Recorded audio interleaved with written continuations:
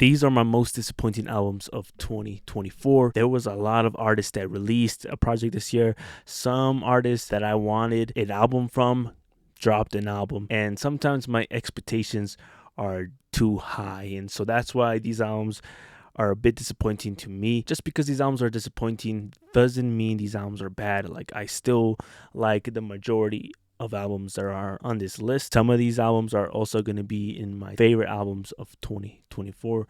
So without further ado, let's get started. This list is not in any particular order. I'm just going to start off with the first one I have here, and it is Mixtap Pluto by Future. Future was on a roll this year with We Don't Trust You and We Still Don't Trust You, and so when he announced this project, I was definitely excited because he has been dropping nothing but bangers this year, and this project was a bit of a letdown, like, I'm not gonna lie, especially since Future does very good when it comes to mixtapes. This one just wasn't as good. Like, this project, honestly, it's a bit forgettable, to be honest with you. Like, I only come back to a couple of songs on here, but this whole project just felt a bit repetitive in my opinion, and so it isn't a project that I'm going to be coming back to. The next album is going to be Heavy by Sir, and I do have this project on vinyl. I was excited to see what Sir had in store for us, and when he dropped Heavy, I was a bit disappointed by it just because I was comparing it to his previous work, Chasing Summer, and Chasing Summer is, like, honestly probably a perfect album. Honestly, like, that album has no skips. Every single song is a banger. It's really hard for an artist to drop an album and not expect fans to, like, be disappointed when in the past he dropped, like, an amazing album. And so I try my best not to compare it to Chasing Summer or even November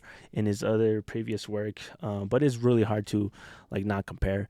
And so, yeah, I mean, this album is still good. Don't get me wrong. I own it on vinyl. I actually have 2 copies of this on vinyl. The red exclusive vinyl and then the standard black record. There are some songs that I come back to on here, like Poetry Emotion, No Evil, Human, Ricky's Song. So yeah, there are some good songs on here, but it just doesn't compare to Chasing Summer. I still fuck with it though, but I guess it's not Sir's fault. I guess it's just us as fans that we just, like, it was really hard to, like, beat Chasing Summer. The next project is also a R&B project, and that is God Said No by Omar Apollo. This is the cassette box set, and the reason why this one is on here is also for the same reason. It's because Ivory was such a good album with a bunch of bangers, and so I guess I was expecting another album like that. And although this does have some bangers on here, but not as much as Ivory or even his previous work, I think this project is very consistent. I feel like you have to be in the mood to really appreciate this project, and I am not in that type of mood to really appreciate this project even more. You know what I'm saying? I still fuck with this project. It's still up there and one of my favorite projects of this year.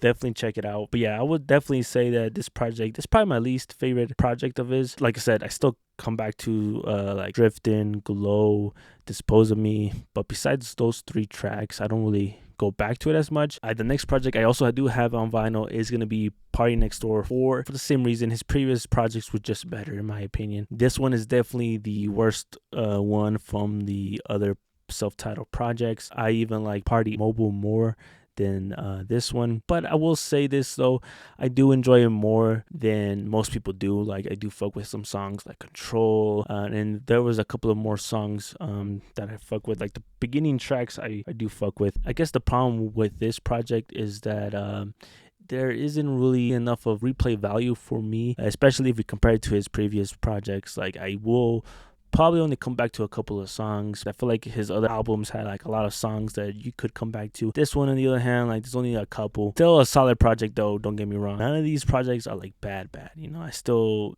do find these projects enjoyable. This next one is gonna be a bit of a surprise to some of you guys if you guys have been following my channel, but 070 Shake Petrature, I do have the vinyl, as you can see, pre-ordered it and whatnot. We'll be seeing her in February, so I cannot wait to meet her, because I am going to meet her and I'm so excited. But anyways, this project was a bit of disappointing just because I think Modus Vivendi is such a perfect album, and I've been wanting her to recreate that sound for some reason. I don't know why. As fans, we shouldn't really do that, but it happens, you know what I'm saying? And also, You Can't Kill Me is also another great project. And so with this one, it's not really what I wanted from 070 Shake, but it's probably a project that we needed. It's nice to see 070 Shake not doing the same thing again and again, and so for that reason, I appreciate this project. I still fuck with it. It's up there in my favorite albums albums of the year. My expectations were just too high. I just want her to create another Motorz Vindy project. If that never happens, that's okay. You know what I'm saying? And I should be okay with that. But I'm glad that she is doing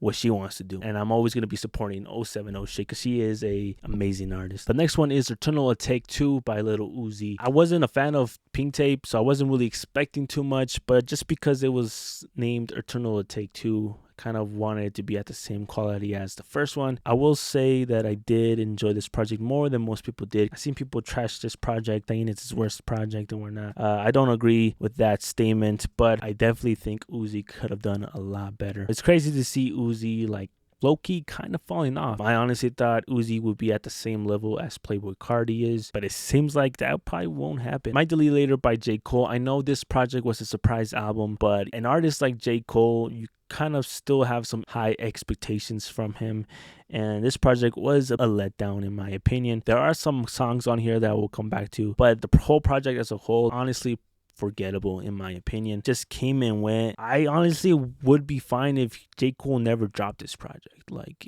I don't think it would make a difference in his discography. It's his worst project to date. But again, I'm still excited for the fall off. I would have been okay if he never dropped this, especially that this song that he deleted, that this song was not it. Anyways, Vultures 1 and 2 by Kanye West and Ty Dolla $ign. I had to throw these two in here just because, you know, an artist like Kanye West, you know, you expect amazing projects and stuff, but lately they haven't been hitting as much as I wanted to, especially since I am a huge GA fan. It just hurts to see him not being the same level that he was once. But I do enjoy Vultures 1 and 2 for the most part. Vultures 2 still sounds kind of unfinished. Like, it's crazy to me that it still dropped. Like, I almost don't want to take it too serious, but you know, it did come out, it did drop, so we have to talk about it, you know what I'm saying? So, but yeah, I still enjoy some songs off of both projects. So, and the last project I do want to talk about is The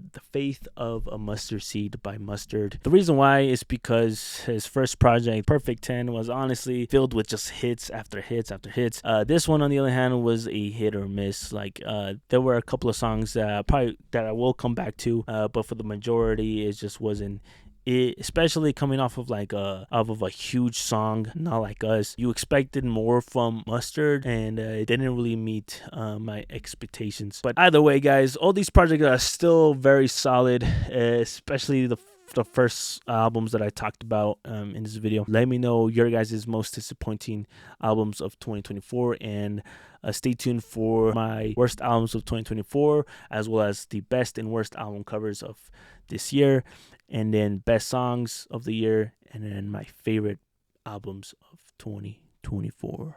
And also, I am recording on a new camera, so if this video looks better, it's because I got a new camera. So